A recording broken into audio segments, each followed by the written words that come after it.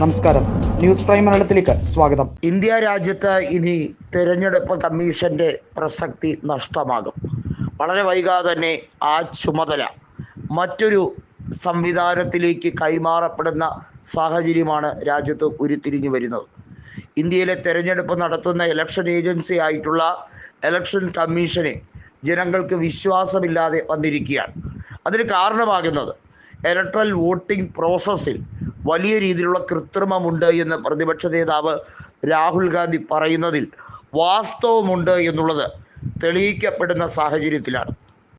മുഖ്യ തെരഞ്ഞെടുപ്പ് കമ്മീഷനായിരുന്ന രാജീവ് കുമാർ അഴിമതിക്കാരനാണ് എന്നുള്ള ആരോപണം ഇന്ത്യ മുന്നണി നടത്തിയപ്പോൾ സുപ്രീം കോടതിയിലേക്ക് പോലും ഹർജിയായി സമർപ്പിക്കപ്പെട്ടപ്പോൾ അത് കോടതി തള്ളിക്കളയുകയാണ് ആദ്യമുണ്ടായത്. ജസ്റ്റിസ് സൂര്യകാന്ത് അടക്കമുള്ളവർ ആ വിഷയത്തെ ലഘൂകരിക്കാൻ ശ്രമിച്ചു. എന്നാൽ തുടരെയുള്ള ഹർജികളിൽ നിന്നും ഒരു കാര്യം കോടതിക്ക് വ്യക്തമായി: ഇലക്ഷൻ കമ്മീഷൻ പ്രക്രിയകൾ, നടപടിക്രമം അത് അംഗീകരിക്കപ്പെടാൻ കഴിയില്ല. പ്രതിപക്ഷത്തിൻ്റെ അംഗീകാരമില്ല. പ്രതിപക്ഷം ഒന്നടങ്കം ബഹിഷ്കരിക്കുകയാണ്.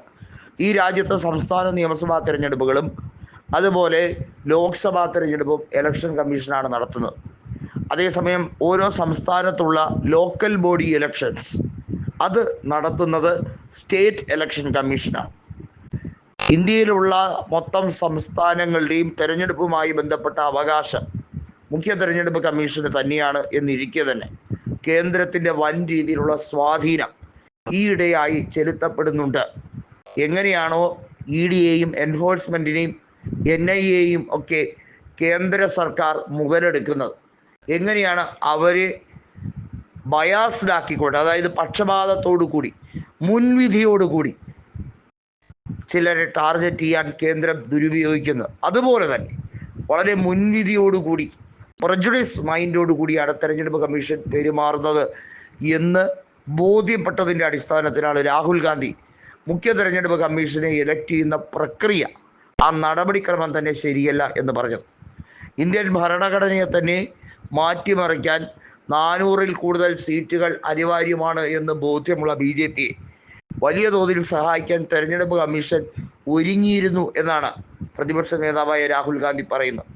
എനിക്ക് ഇന്ത്യയിലെ ഇലക്ഷൻ പ്രക്രിയയിൽ വിശ്വാസമില്ല എന്ന് അമേരിക്കയിലെ ബോസ്റ്റണിൽ ചെന്ന് പറഞ്ഞത് ഒരിക്കലും ഈ രാജ്യത്തിൻ്റെ സുരക്ഷയ്ക്ക് ഗുണകരമല്ല എന്നാണ് രാഹുൽ ഗാന്ധിയെക്കുറിച്ച് BJPയുടെ ചില നേതാക്കൾ പറഞ്ഞത്. സുപ്രീം കോടതിയെ വരെ വിമർശിച്ചുകൊണ്ട് നിശികാന്ത് ദുബെ അടക്കമുള്ളവർ ഒരു കൂസലുമില്ലാതെ ഇരിക്കുന്ന കാലഘട്ടമാണിത്.